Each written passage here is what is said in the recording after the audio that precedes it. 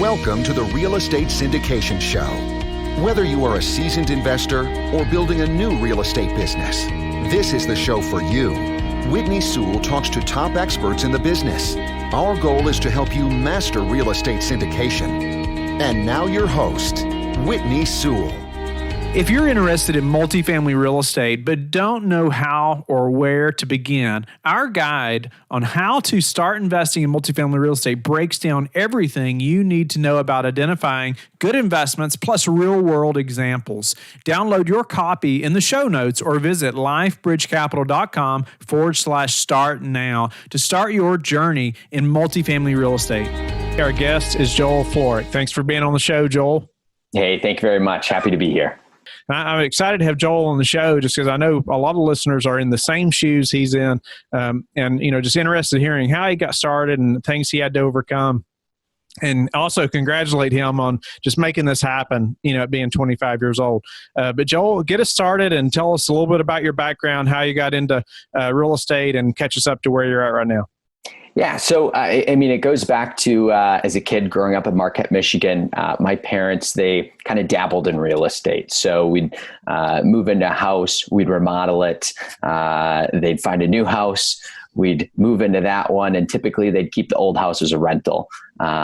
Eventually they'd get frustrated with the tenant issue, or something would come up, they'd sell the house. Then they might get back into the rental thing a few years later. Both my parents had full-time jobs, but I got exposed to renovations and renting, residential rentals at a very early age. As I got older, and I started to figure out, what do I want to do as a career? What are my financial goals in life? What are my lifestyle goals? That's a big thing for me. I really started to look at what other people were doing in the world of real estate, something that I was familiar with, comfortable with, excited about.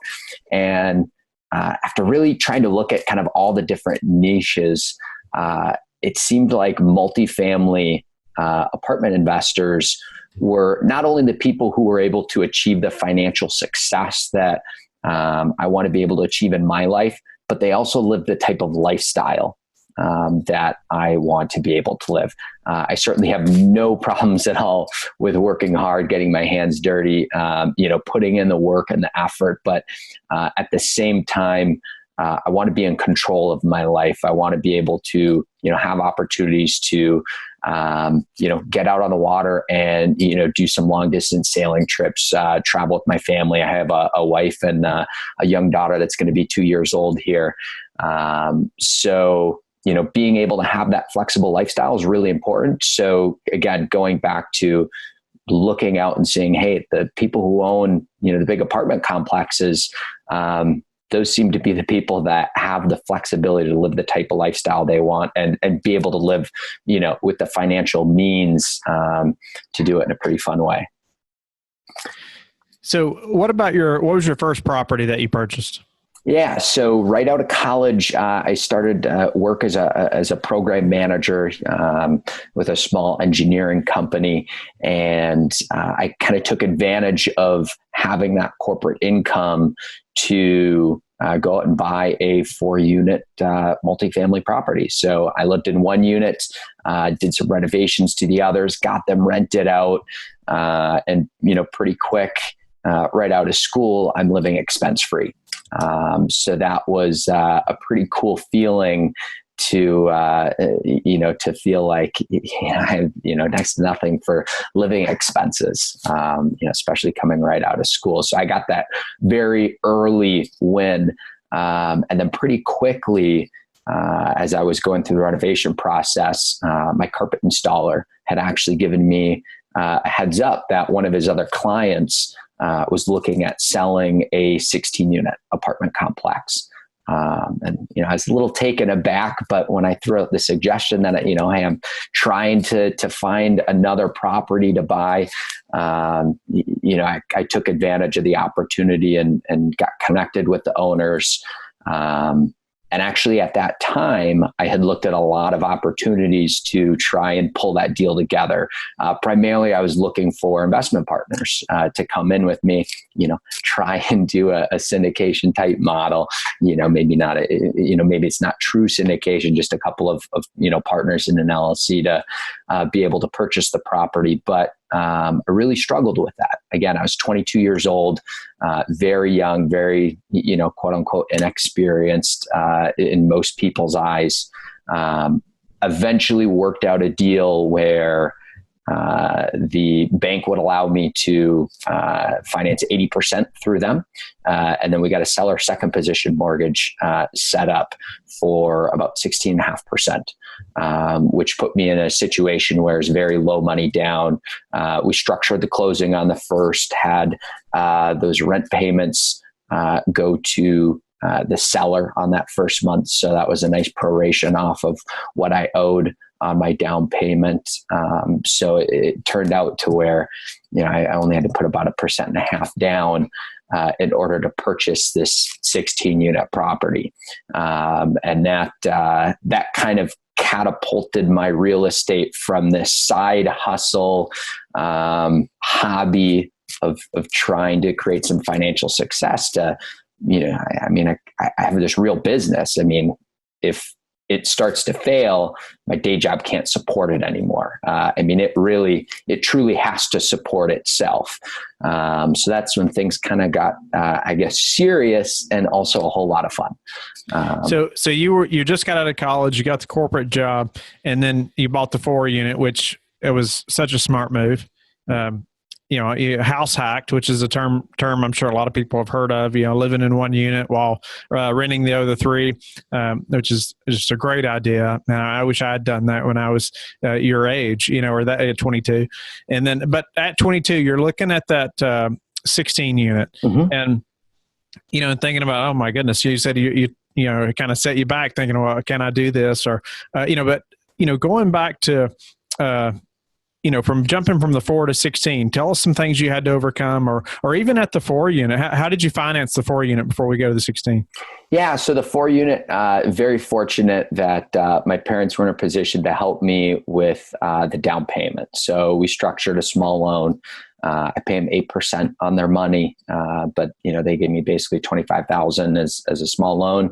Could use that as the down payment, and they co-signed on the loan with me. We got a commercial loan with a local lender in the area. So, couldn't have done it without my parents that quick. I had a purchase agreement on the property. We were under contract before I even started my first job. So certainly if I would have waited maybe 6 months into my job, I would have been in a position where I could have gone a more conventional route for financing that and had been able to save up some money. But 3 weeks after starting my job, I had closed on the property. So we were able to move really quick, so that a month after graduation, I already had my first rental property. I love it. You said you were under contract before you even started your first job. That's incredible. That's really great. So, but moving from the 4 to 16, tell us some things maybe you had to overcome. How did you? It sounds like obviously your parents were on board, with this decision to pursue real estate. But what were some obstacles you had to overcome that probably some of the listeners are facing right now? Yeah.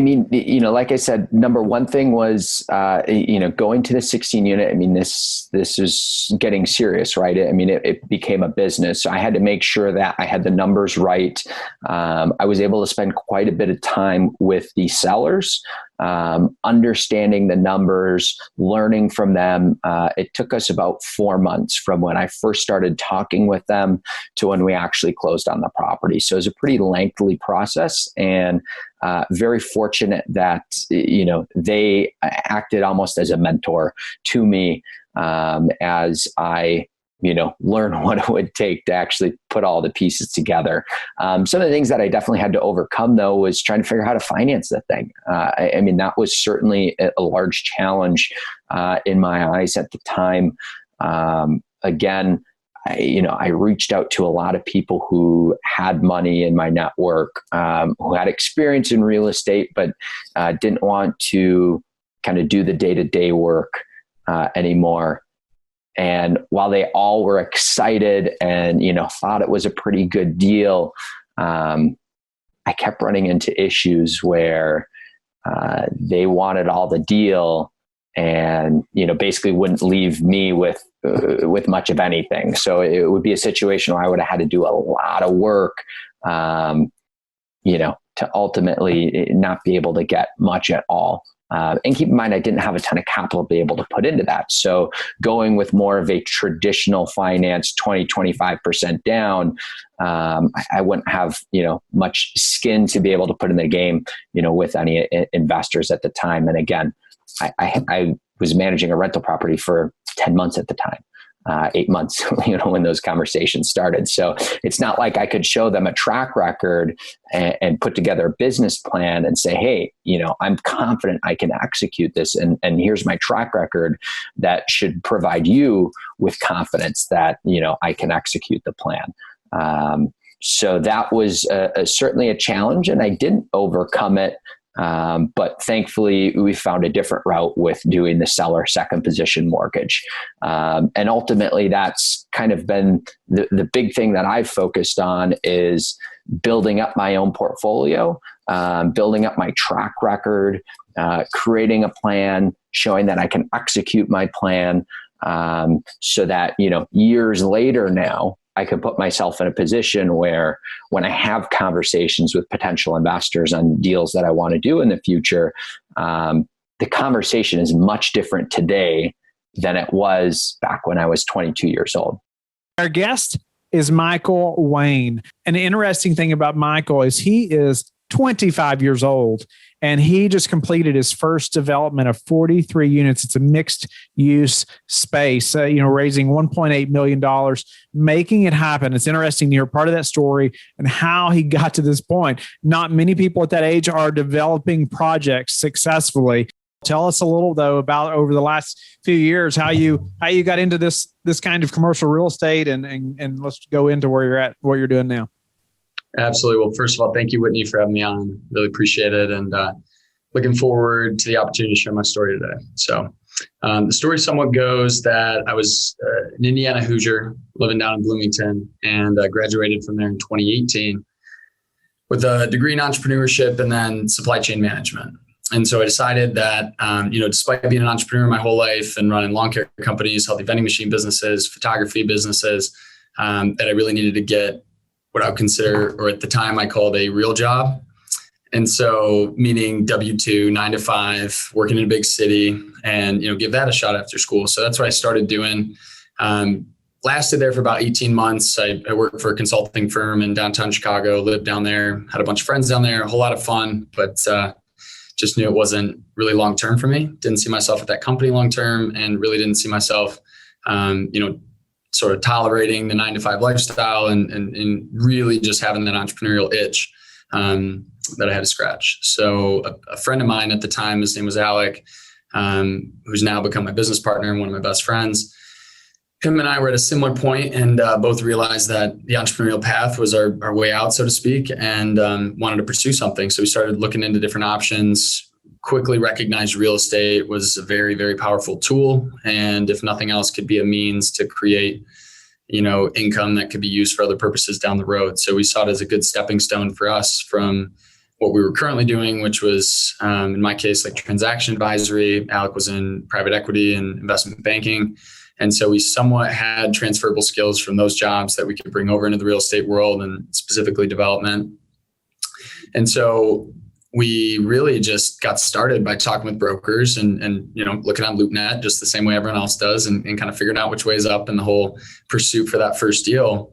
And so we made a few good broker relationships, and ended up leveraging one of those to put us in touch with some guys that were looking for some financing on a project in the Auburn Hills market. And so this inevitably ended up being the building that I'd mentioned before we got started, which is a 48 unit, 50,000 square foot ground up development in downtown Auburn Hills. So for anyone familiar with the Metro Detroit area, it's at the corner of Auburn and Squirrel Road in downtown Auburn Hills. So this project, we can sidestep some of the details for the time being to keep it brief, but it's been everything that we could have hoped for in a first project, and it's concluding in a way that makes us proud, and we're pleased with what we've been able to accomplish with this project. So it's really kind of set us up to really scale in terms of the size of the projects and the quantity of projects that we're doing as a result of this first one.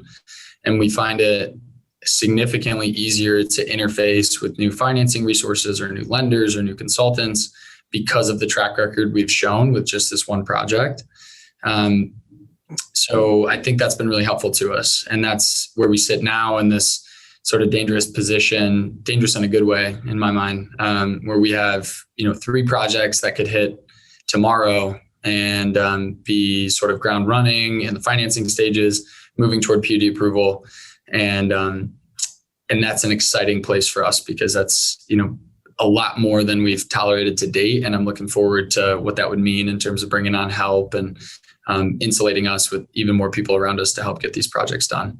Congratulations. It's going to push you to grow in ways you've not imagined yet, to say the least. It already has, I'm sure. Doing a 48 unit ground up. And so that's not a small project. And most would say, what in the world are you thinking starting with a project like that? And so give us a little more detail though, just on how you had the confidence to move forward on developing a project like that right out of the gate. Of course. Yeah. So I tell everyone that the most important component to doing what we did was finding the right people to put in place as your consultants, as your team.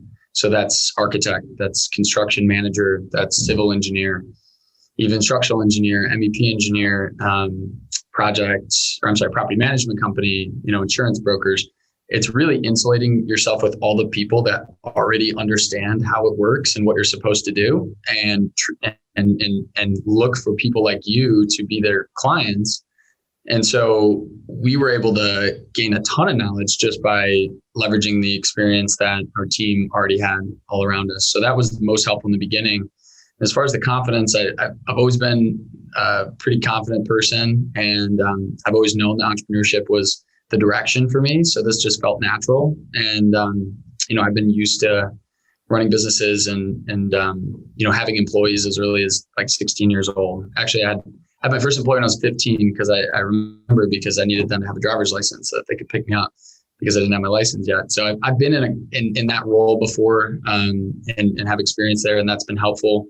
And I got a very loving and supportive family around me, and they're to varying degrees involved in the business, and I appreciate that opportunity to work with them on everything, and they're really important to our team. That's definitely very helpful to have the supportive family or just that unit, right? At home or wherever that's close to you, that's supportive. But it's interesting. Let's say I don't know how long ago you started that project, but how did you get? I know there's some listeners that are thinking, "No, wait a minute. At 25, you're probably 23 or 4 at the time, we started this project.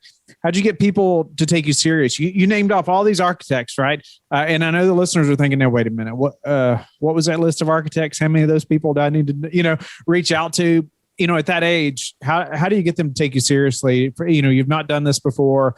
They're thinking, now, wait a minute, who's this Michael guy? Is he really going to do this? Do I give him much of my time? How'd you handle that?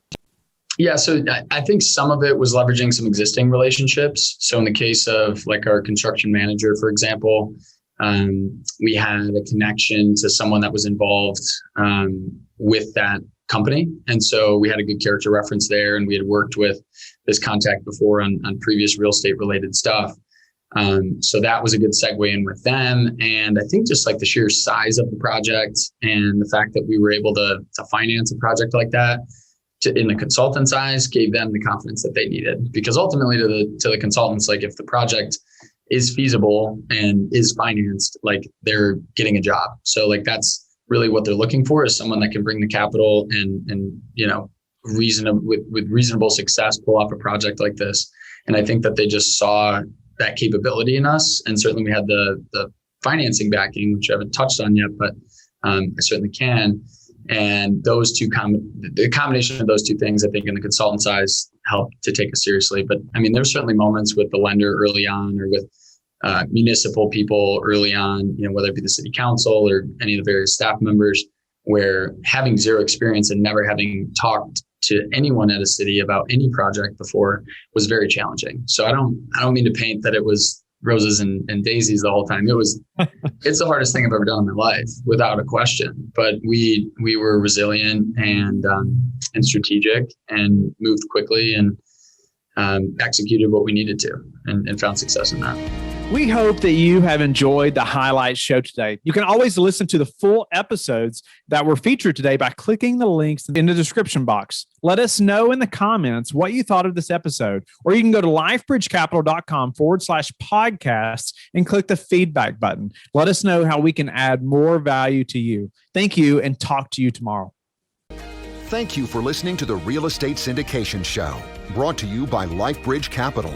LifeBridge Capital works with investors nationwide to invest in real estate, while also donating 50% of its profits to assist parents who are committing to adoption. LifeBridge Capital, making a difference, one investor and one child at a time. Connect online at www.lifebridgecapital.com for free material and videos to further your success.